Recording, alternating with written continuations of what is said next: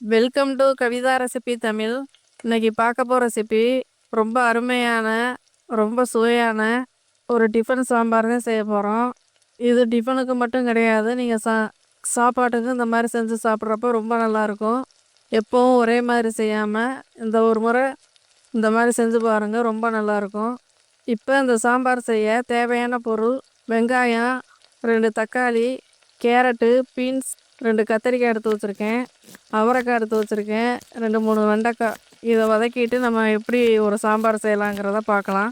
இப்போ சாம்பார் செய்ய தேவையான பொருள்: வெங்காயம், தக்காளி, கேரட், பீன்ஸு, அவரைக்காய், 2 கத்திரிக்காய், வெண்டைக்காய் இதுதான் எடுத்து வச்சுருக்கேன். நீங்கள் இந்த காய்க்கு பதிலாக எந்த காய் வேணாலும் நீங்கள் எடுத்துக்கோங்க. இப்போ வெங்காயம், தக்காளி எல்லா காயுமே கட் பண்ணி எடுத்துக்கலாம்.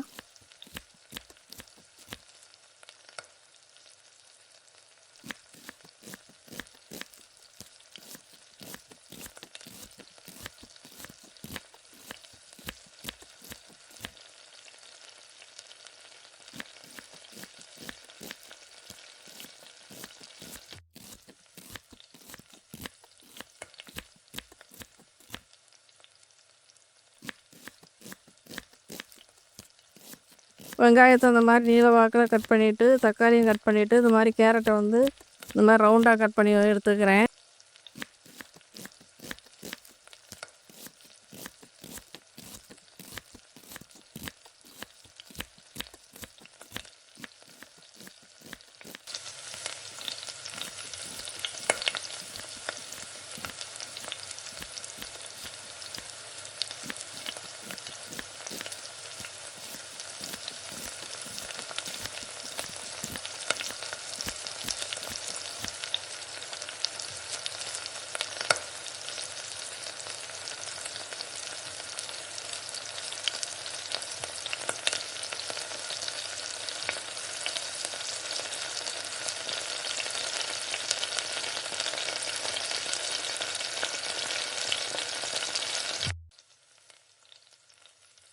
எல்லா காயும் நான் கட் பண்ணிவிட்டு தண்ணியில் அந்த மாதிரி கழுவிட்டு, நான் துவரம்பருப்பில் தான் சாம்பார் செய்ய போகிறேன். இதுக்கு பதிலாக நீங்கள் சிறுபருப்பு இல்லைன்னா துவரம்பருப்பு கொஞ்சம் கொஞ்சமாக எடுத்து கலந்து கூட செய்யலாம், இல்லைன்னா துவரம்பருப்புலேயே கூட செய்யலாம். நான் துவரம்பருப்பில் ஒரு சின்ன டம்ளரில் எடுத்திருக்கேன்.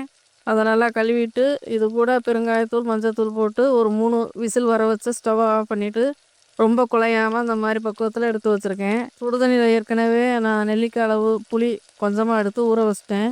இப்போ ஸ்டவ்வை பற்ற வச்சு கடாயை எடுத்துக்கோங்க. தேவையான அளவு எண்ணெய் சேர்த்துருக்கேன். நீங்கள் எவ்வளோ சாம்பார் செய்கிறீங்களோ அதுக்கேற்ற மாதிரி எண்ணெயோட அளவை சேர்த்துக்கோங்க. இது கூட கடுகு கொஞ்சமாக ஒரு 1/2 ஸ்பூனுக்கு கடுகு சேர்த்து, கடுகு நல்லா பொரியட்டும். பொரிச்சதுக்கு முன்னாடி நம்ம ஒன்றா சேர்த்துக்கலாம். இப்போ இது கூட நீல வாக்கில் கட் பண்ணி வச்சுருக்கேன் வெங்காயம் 2 வெங்காயம் கட் பண்ணி இது கூட சேர்த்துருக்கேன்.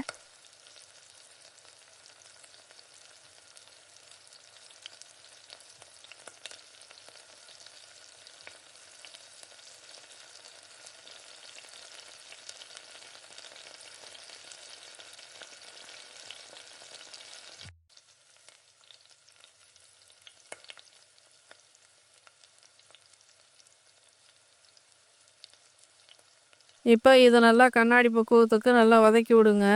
வெங்காயம் வதங்குறதுக்கு ஒரு 2 நிமிஷம் 3 நிமிஷம் ஆகும். அது வரையும் நீங்கள் ஸ்டவ்வை கூட்டி குறைச்சி வச்சு நல்லா வதக்கி விடுங்க. வெங்காயம் இந்த அளவுக்கு வதங்கியிருக்கு. இப்போ கருவேப்பிலை கொஞ்சமாக புதினா எடுத்து இது கூட சேர்த்து நல்லா வதக்கி விட்டுக்குங்க. அந்த மாதிரி புதினாவுக்கு பதிலாக கொத்தமல்லி இருந்தால் சேர்த்துக்கோங்க.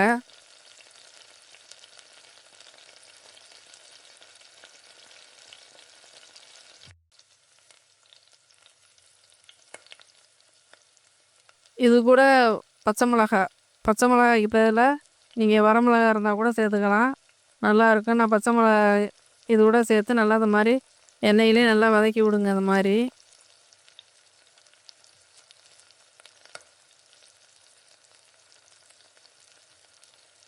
வெங்காயம் இந்தளவுக்கு வதங்கியிருக்கு. இது கூட இப்போ கருவேப்பிலை, பச்சை மிளகா இதெல்லாம் சேர்த்தாச்சு. இப்போ தக்காளி சேர்த்துக்கலாம்.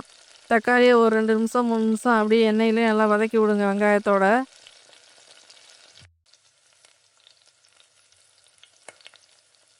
இது கூட கொஞ்சமாக உப்பு சேர்த்து வதக்கிறப்ப சீக்கிரம் வதங்கும். நான் தூள் உப்பு சேர்த்துருக்கேன் ஒரு 1/2 ஸ்பூனுக்கு ஏற்ற மாதிரி. ஒரு 1/2 ஸ்பூன், 1 ஸ்பூனுக்கு ஏத்த மாரி சேர்த்துக்கங்க.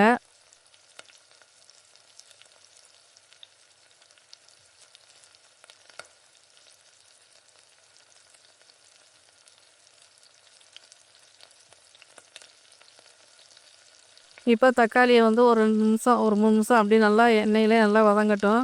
இப்ப நம்ம கட் பண்ணி வச்சிருக்க பீன்ஸு, கேரட்டு, அவரைக்காய், கத்திரிக்காய் ஒரு 5 காய் இருக்கும். இதெல்லாம் போட்டு இது கூட நல்லா மிக்ஸ் பண்ணிக்கங்க. இந்த காய்களுக்கு பதிலா நீங்க இருக்கிற காய் வேற எந்த காய் வேணாலும் சேர்த்துக்கலாம். ரொம்ப நல்லாயிருக்கும். இந்த மாரி ஒரு முறை செஞ்சு பாருங்க. ரொம்ப நல்லாயிருக்கும்.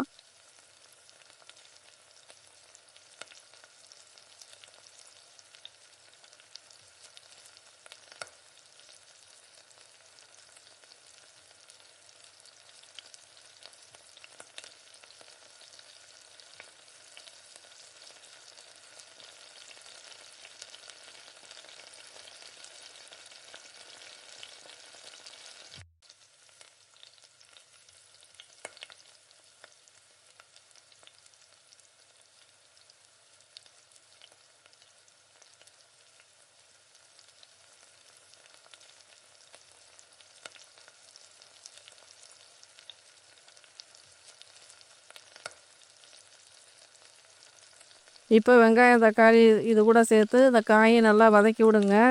இப்ப காய்க்கு கம்மியா இருக்கிறதுனால உப்பு இன்னும் கொஞ்சம் சேர்த்து நல்லா வதக்கி விட்டுக்கங்க.